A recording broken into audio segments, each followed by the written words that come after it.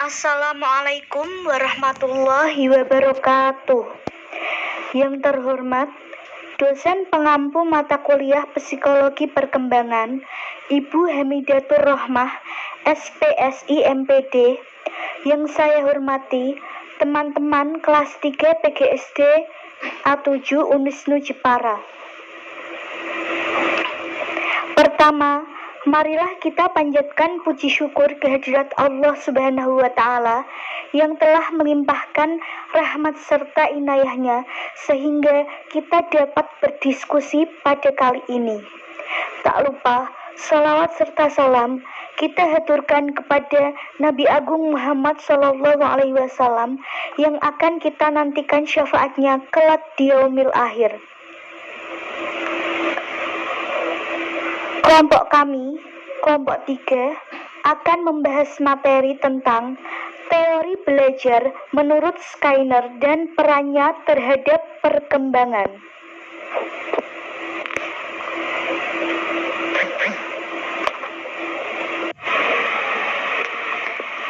Kami dari kelompok 3 yang beranggotakan 1. Aflah David A, 2.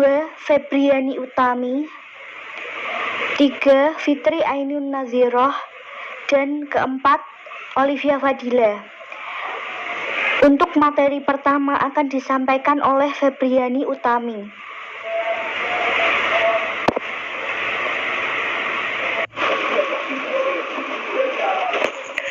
Assalamualaikum warahmatullahi wabarakatuh.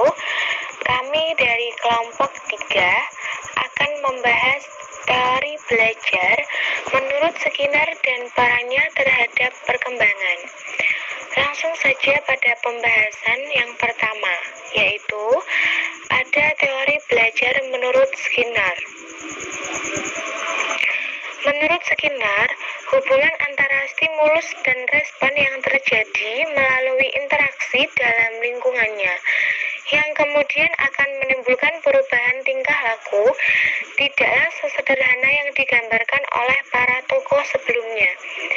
Dikatakan bahwa respon yang diterima oleh seseorang atau siswa tidaklah sesederhana itu, sebab pada dasarnya stimulus-stimulus yang diberikan kepada seseorang akan saling berinteraksi, dan interaksi antara stimulus-stimulus tersebut akan mempengaruhi bentuk respon yang akan diberikan. Selanjutnya, teori conditioning operan menurut B.F. Skinner. Sejarah teori conditioning operan menurut B.F. Skinner. Asas pengkondisian operan B.F. Skinner dimulai awal tahun 1930-an. Menurut Skinner, penjelasan SR tentang terjadinya perubahan tingkah laku tidak lengkap untuk menjelaskan bagaimana organisme berinteraksi dengan lingkungannya. Asas-asas conditioning operan adalah kelanjutan dari tradisi yang didirikan oleh John Watson. Artinya, agar psikologi bisa menjadi suatu ilmu, maka studi tingkah laku harus dijadikan fokus penelitian psikologi. Tidak seperti halnya teoretikus SR lainnya. Skinner menghindari kontradiksi yang ditampilkan oleh model conditioning klasik dari Pavlov dan conditioning instrumental dari Thorndike. Ia mengajukan suatu paradigma yang mencakup kedua jenis respon itu dan berlanjut dengan mengupas kondisi-kondisi yang bertanggung jawab atas munculnya respon atau tingkah laku operan.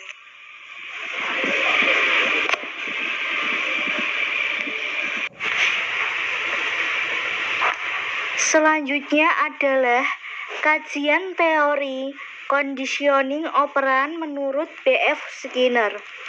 Kondisi operan adalah bentuk pembelajaran di mana konsekuensi-konsekuensi dari perilaku menghasilkan perubahan dalam probabilitas perilaku itu akan diulangi.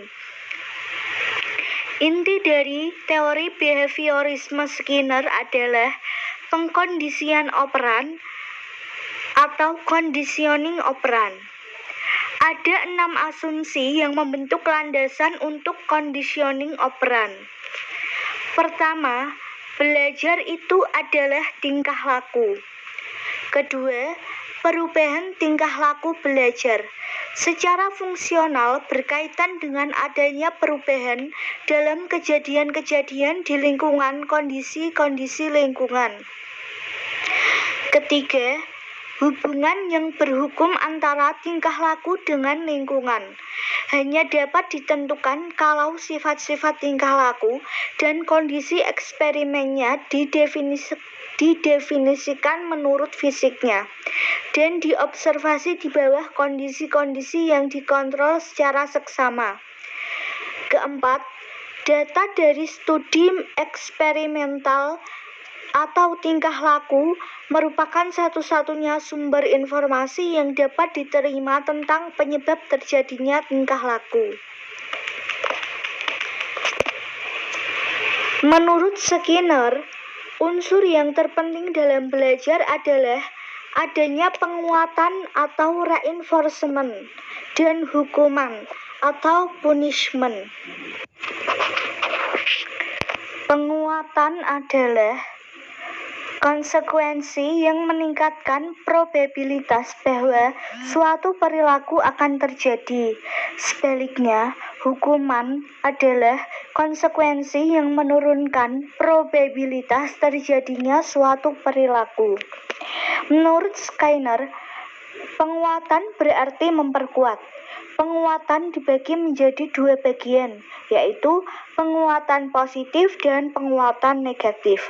Penguatan positif adalah penguatan berdasarkan prinsip bahwa frekuensi respon meningkat karena diikuti dengan stimulus yang mendukung. Bentuk-bentuk penguatan positif adalah berupa hadiah, seperti permen, kado, alat tulis, makanan, dan lain-lain. Perilaku senyum, menganggukkan kepala untuk menyetujui, bertepuk tangan, dan mengacungkan jempol atau penghargaan.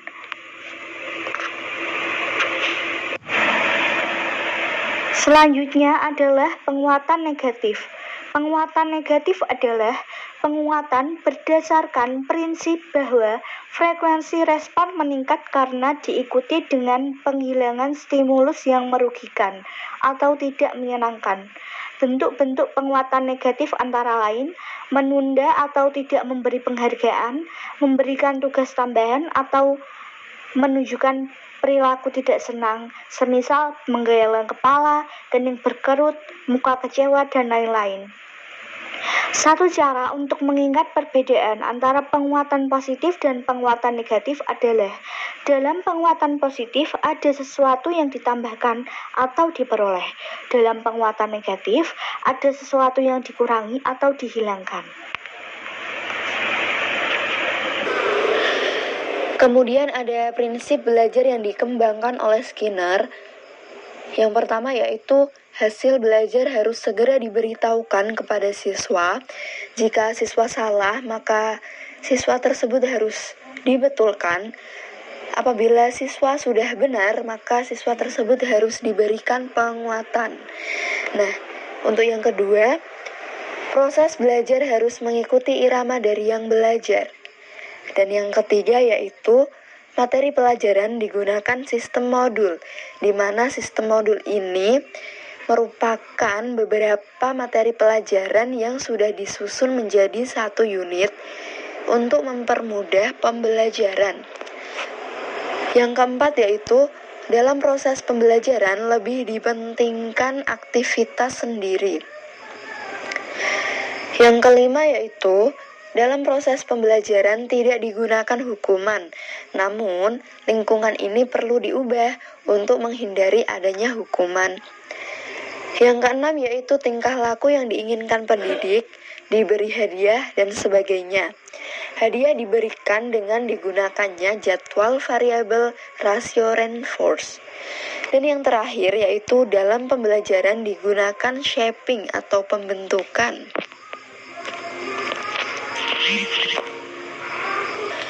Nah, untuk selanjutnya yaitu ada hukum-hukum belajar menurut Skinner. Yang pertama yaitu Law of Operant Conditioning, yaitu jika timbulnya perilaku diiringi dengan stimulus penguat, maka kekuatan perilaku tersebut akan meningkat. Misal ada anak mempunyai nilai ulangan matematika yang jelek dan ayahnya itu membuat janji akan memberikan hadiah apabila nilai ulangannya itu bagus. Nah, suatu hari ketika ada ulangan, maka anak tersebut menjadi rajin belajar dan akhirnya mendapat nilai ujian yang bagus. Kemudian anak itu mendapatkan hadiah yang telah dijanjikan oleh ayahnya. Untuk yang kedua yaitu adalah Law of Operant Extinction, yaitu jika timbulnya perilaku operan telah diperkuat melalui proses conditioning, itu tidak diiringi dengan stimulus penguat, maka kekuatan perilaku tersebut akan menurun bahkan musnah. Misal ada orang tua yang seringkali memberikan reinforcement negatif, sifat marah-marah anak-anak muda dengan memberikannya perhatian. Jika orang tua mengabaikan kemarahan anak-anak dengan lebih memberikan perhatian, maka kemarahan anak-anak tersebut berangsur-angsur akan hilang dan musnah. Selanjutnya yaitu aplikasi Skinner terhadap pembelajaran. Yang pertama yaitu bahan yang dipelajari dianalisis sampai pada unit-unit secara organis. Yang kedua yaitu hasil belajar harus segera diberitahukan kepada siswa. Apabila siswa salah maka dibetulkan, dan apabila siswa tersebut sudah benar maka harus diberikan penguatan.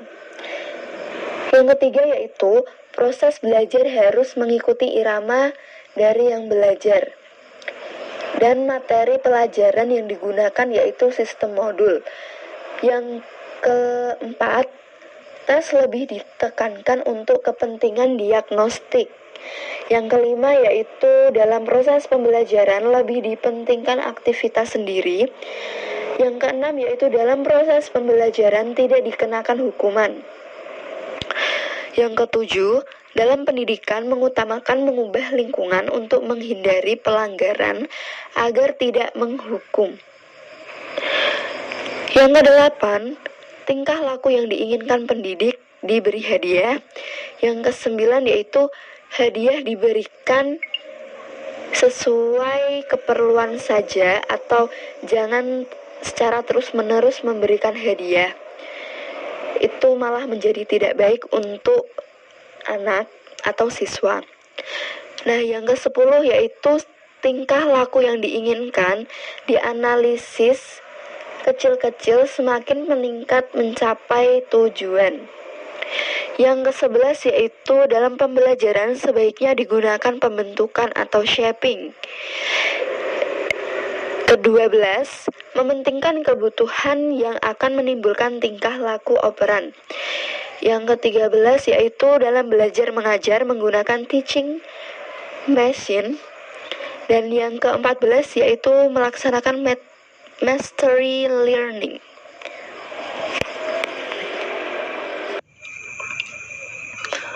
Yang nomor 10 ada kelebihan menurut Skinner. Pada teori ini, pendidik diarahkan untuk menghargai setiap anak didiknya. Hal ini ditunjukkan dengan dihilangkannya sistem hukuman. Hal itu didukung dengan adanya pembentukan lingkungan yang baik sehingga dimungkinkan akan meminimalkan terjadinya kesalahan. Selanjutnya yang terakhir nomor 11, kekurangan menurut Skinner. Beberapa kekeliruan dalam penerapan teori Skinner adalah penggunaan hukuman sebagai salah satu cara untuk mendisiplinkan siswa. Menurut Skinner, hukuman yang baik adalah anak merasakan sendiri konsekuensi dari perbuatannya. Misalnya, anak perlu mengalami sendiri kesalahan dan merasakan akibat dari kesalahan. Penggunaan hukuman verbal maupun fisik seperti kata-kata kasar, ejekan, cubitan, jeweran justru berakibat buruk pada siswa.